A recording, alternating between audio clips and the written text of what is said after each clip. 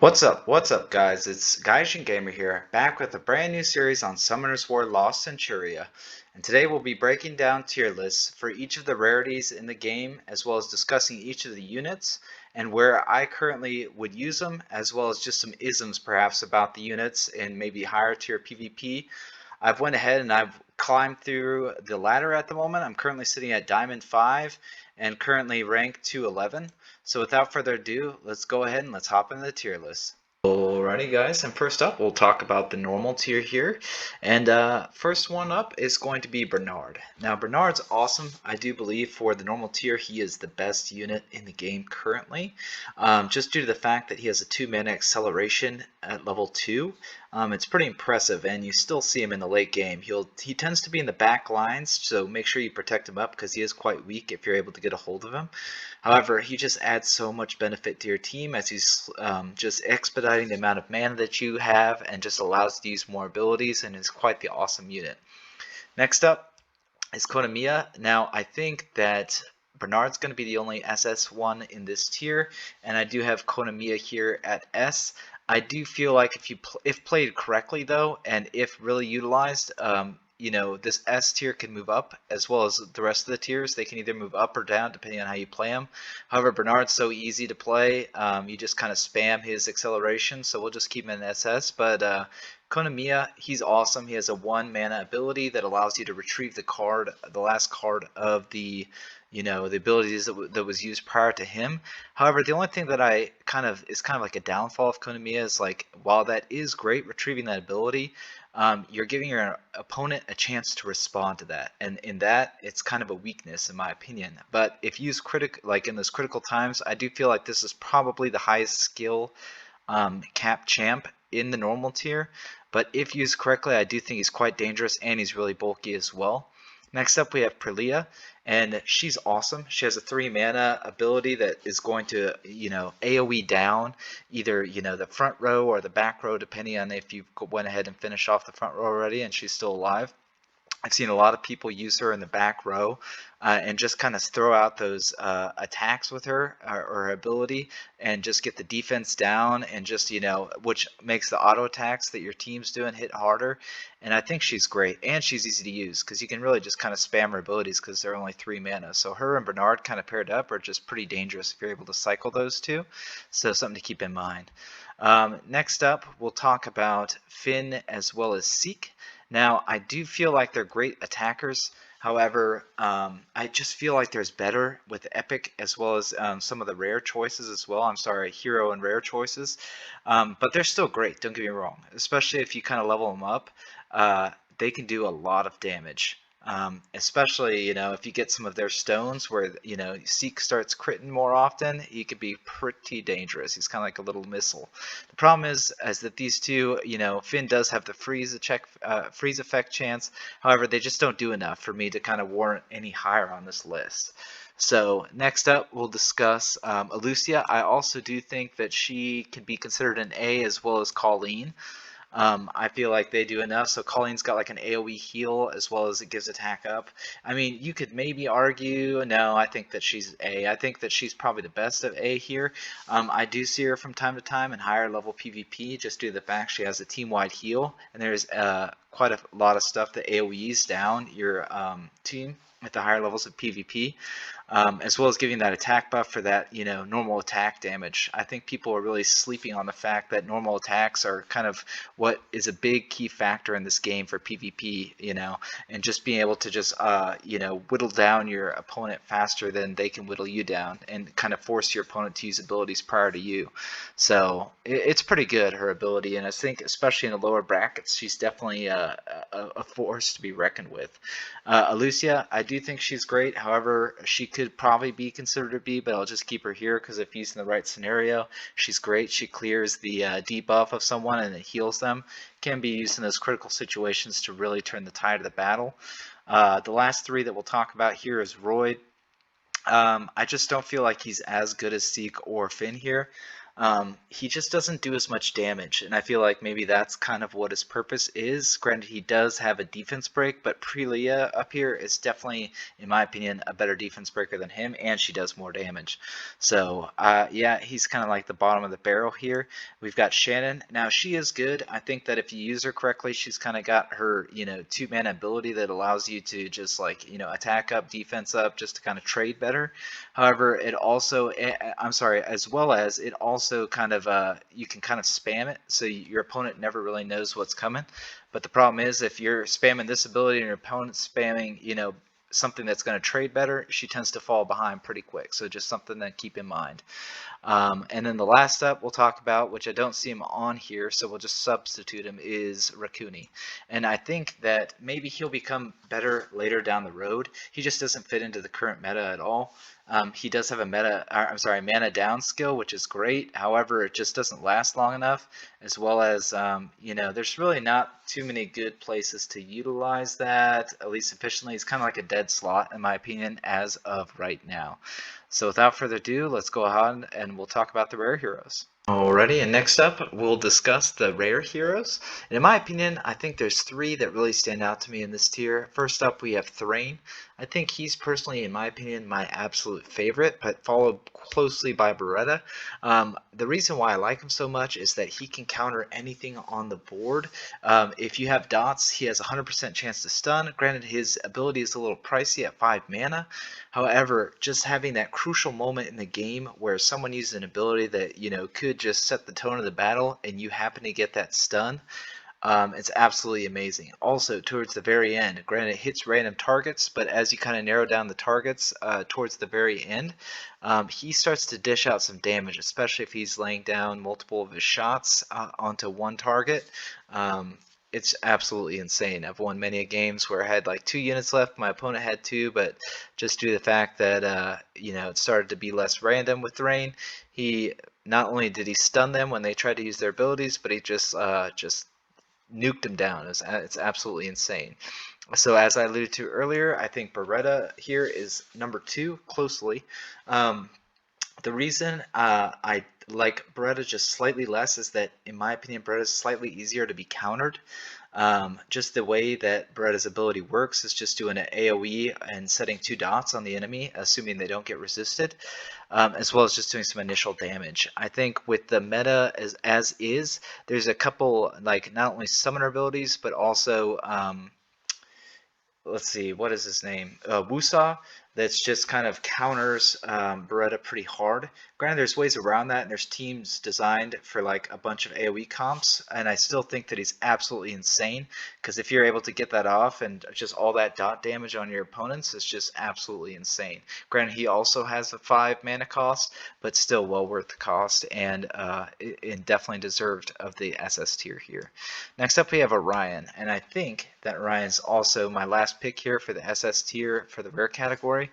The reason I like Orion so much is that Orion, just like for 2 mana, is able to not only switch up the cards, but is able to just do an ability that can't be countered, because the fact that you're it takes away your opponent's cards so that they can't interact with like a counter. I've seen a couple times where my opponent's like somehow, like, I don't know if it's like a millisecond that they have or whatever it may be that they have to just choose a card that would then counter it. But I've been countered. I don't know if it was a glitch or not, but I've been countered maybe twice total when using Orion. But he's absolutely amazing as well. Next up in the S tier, we've got Meghan, and she is definitely still used in the top tier PvP, just due to the fact for the acceleration, same as Bernard, but also with the attack too. And it's a cheap 3 mana skill. A lot of people use Swift on Meghan, just to allow that initial buff at the beginning of the game to not only accelerate your mana, but also just to add to your chip damage for your whole team. Because I'm telling you, the auto attacks are such a key part to this game, to kind of put the pressure on your opponent to force them to use cards, so that way you can counter it. It's a big part of the game, especially in the late game. Next up we have Kali. I think that she's also extremely amazing. She's just like a tank hunter, in my opinion, and that's the main reason I really like her, is that she not only ignores defense, but just hits like a Mack truck.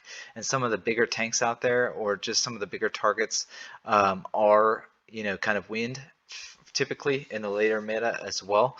So, or even fire for neutral damage, and she's just absolutely insane. Not only that, she puts an unrecoverable, which kind of makes it difficult for them to recover after she hits them, super hard. Last up for the S tier, I have Kuhn.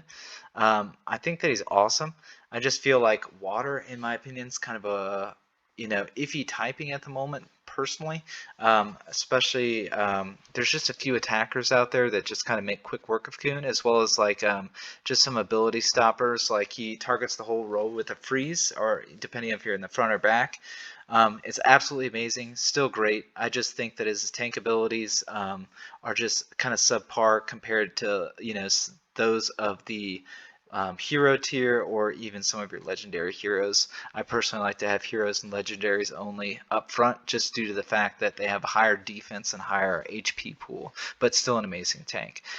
So for A tier, which honestly could be considered a low S, we have Ramagos. Super tanky, same as Kuhn, just kind of the wind version. But he has an effect where if he kills something, he then gains a ton of health back. The problem is, and the reason I kind of degrade him down to A, is that it's conditional. You do have to kill someone in order to get that health, which could be guaranteed depending, and in that which case it's very good. But there are just some tanks that have a heal that are unconditional, and I kind of prefer them over Ramagos, and they just kind of do what Ramagos does, just even a little bit better. Next up, we have Meghan, and I do think that she's pretty decent in the early game. However, she tends to fall off in the later game, and perhaps maybe there's just she'll kind of evolve with the meta, and she might be used more frequently in the future. However, just as of right now, she doesn't do enough with the balance. I mean, you're still, it could be a key moment when you're having your tank about to die. You could rebalance everything. She just, in my opinion, she doesn't really heal anything. She just kind of, it's kind of like a waste of a turn, in my opinion, to a certain degree, but it's still great for early game, just because you can rebalance your heroes, as well as she'll remove all the buffs or debuffs from your team as well, which is pretty nice.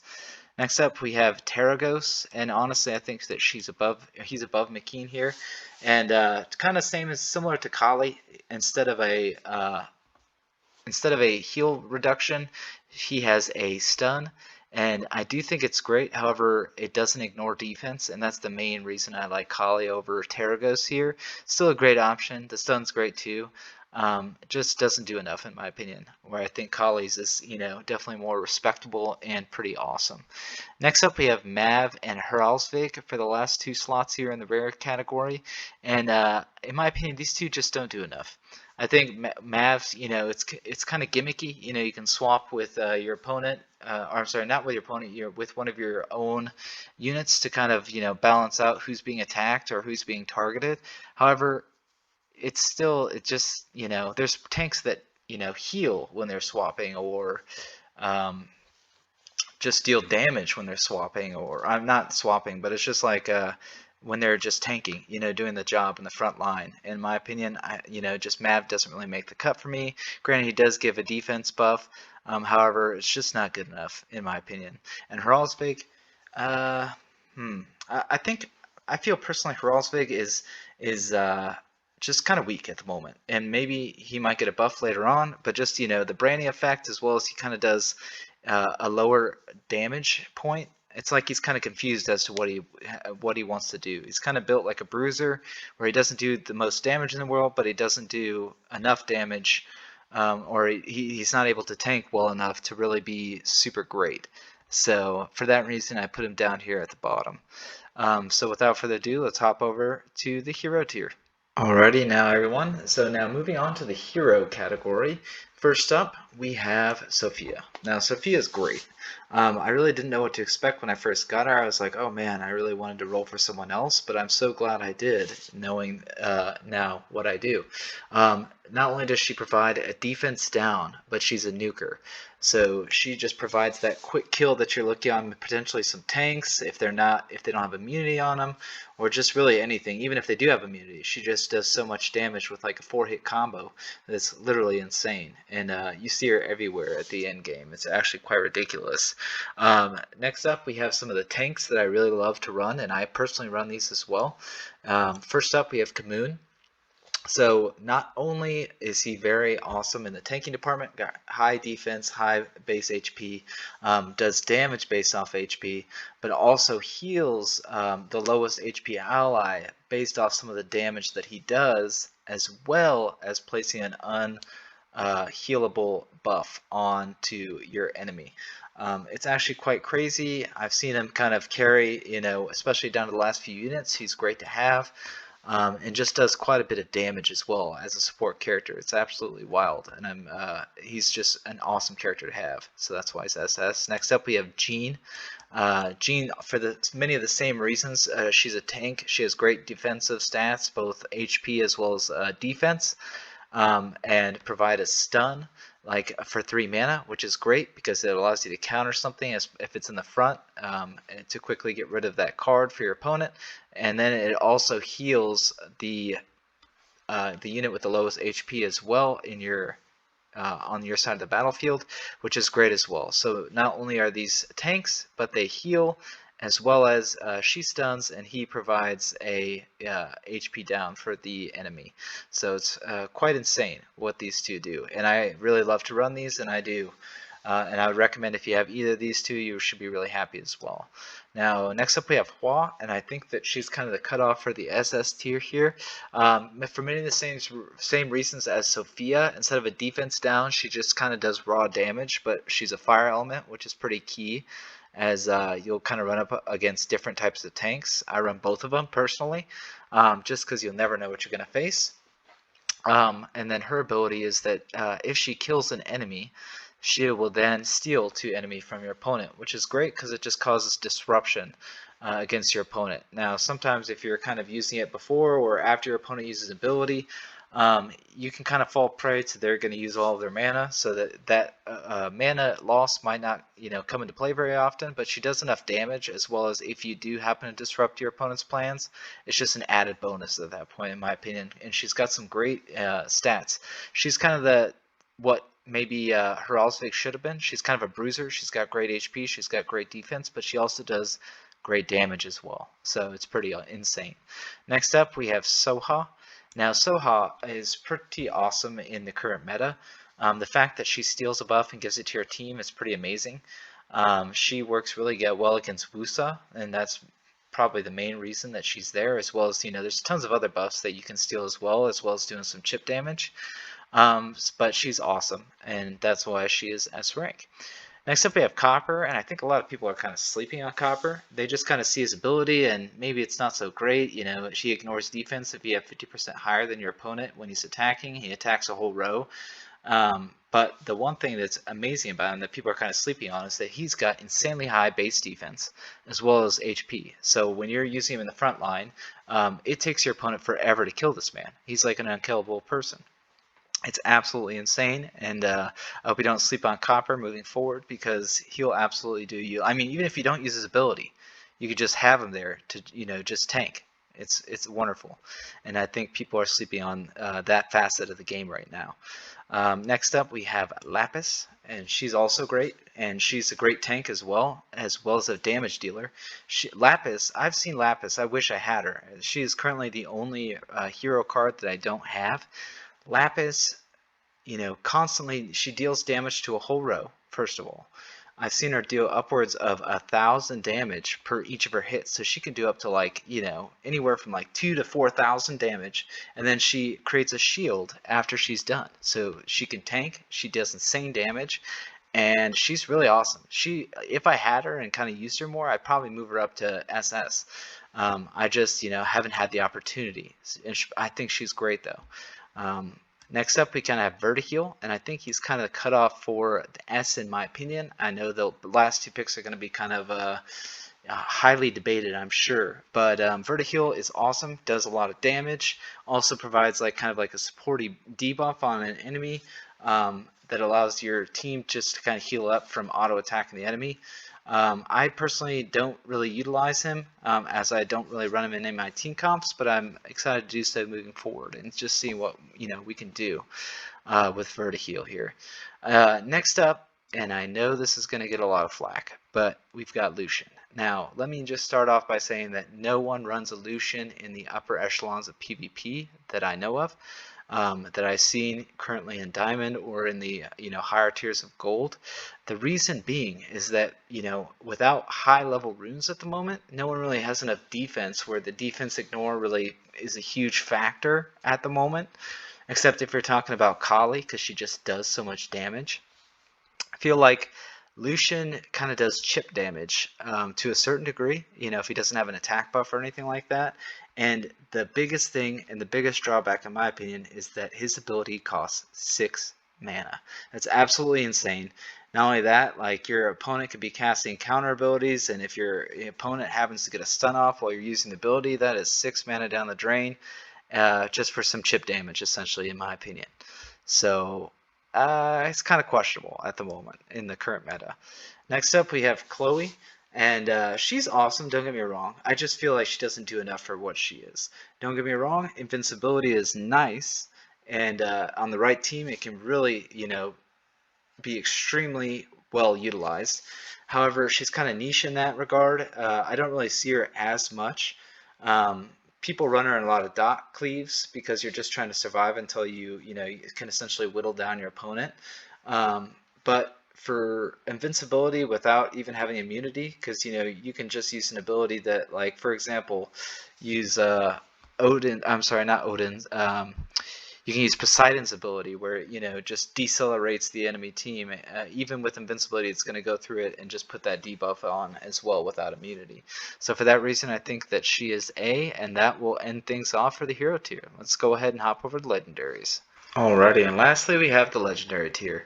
Now first up, let's talk about Wusa. Now he's amazing. Not only does he offer a shield and immunity, but also is quite tanky in his own regards as well, scaling off of HP for his shield, and you just want to build him super tanky. I personally run him in like the tail end of the front row, like in slot 3 or 4. That way he gets utilized as a tank, in your composition, as well as still stays along long enough to still, use his ability a few times before potentially getting killed. Next up we have Poseidon. Now I'm personally kind of on the edge about Poseidon at the moment. I do think he's great. He attacks the whole enemy team, he decelerates, and he does it for 3 mana, which is amazing. Don't get me wrong. I just feel like he's not tanky enough to where I want to play him. I like to use kind of like an assassination combo with utilizing both Sophia and Hua. So maybe he's not good in my composition, but I still think he's great, which is why he's here. And I think that he's great on teams to kind of chip down your opponent as well. Next up, we have Perna. Now, Perna is amazing. I wish I had a Perna. Not only does Perna, attack the whole team, the enemy team, leaves like a burning effect that does, basically a dot. But also, once Perna's dead, comes back for a second life, which is awesome. So it just adds kind of like a second layer. May not be the tankiest, but with that second life, kind of becomes tanky in that respect. So quite the awesome unit. Next up, we have the S tier, and I'm going to start things off with Tessarion. Now, Tessarion is pretty good. Just like the AoE damage, not only affecting the front or the back, but the whole team, and also casting Oblivion, which, I'm still kind of confused as to what it does, to be quite honest, in the game currently. I'm sure it'll have use further on. But because the only passive that I know that exists at the moment is Tessarion's, where once he uses his ultimate, it hits neutral no matter what element you are, which is one of the great things, reasons why I love him. He does pretty amazing damage consistently. But also, just you get a lot of bang for your buck with Tessarion, in my opinion. So that's why he is S tier here. Next up, we have Rakan. Now, Rakan's awesome, in my opinion. I personally use him as my first tanker. not only does he kind of get rid of Jean's stuns, like Jean will kind of come at me with her ability, and then I'll use his ability, which will then grant me immunity, as well as an attack up, which kind of gives me some more chip damage against the enemy team, as well as just avoiding the stun completely. He's an awesome like frontline tanker, in my opinion, as well as he's got great stats, scales with HP, and yeah, kind of like a bruiser as well. So it's pretty great in a lot of respects. And then I think the last up for the S tier, we have Artemil. And I don't know. He's kind of on the edge for me. He could be high A in my opinion. And I think I like Nikki up here as well. So we'll put her up there in just a second. But so we have Artemil. He has his ability. He's kind of tanky, kind of not tanky. He's neutral, which is great. So you can attack against any element and do pretty well. And his ability gets rid of a shield and then does a ton of damage, so it's pretty great. And it's 4 mana, so that's not bad either. But I just don't know where he fits into the meta quite yet, in my opinion. Next up, we have Nikki, and she can be built on Whittle teams, which consist of her, Beretta, and just some survivability pieces, and that does quite well. So I'm going to put her here. The Teddy, if utilized correctly, does a ton of damage, and she can be great. The problem is if the Teddy goes wrong, she becomes complete garbage, or if gets resisted or what have you. So you got to really be careful. Her and Beretta both make a pretty amazing little wombo combo, though, if I do say so myself. Next up, we have the A tier, and I think that Ragdoll currently goes here. He just doesn't do enough. He does like some pretty decent damage, and kind of puts a debuff on an enemy where a dragon will fly by later on, deal some additional damage. But in my opinion, compared to what the people up top here do, just a single, somewhat of a nuke doesn't really kill most of the time. There's just better nukers out there, in my opinion.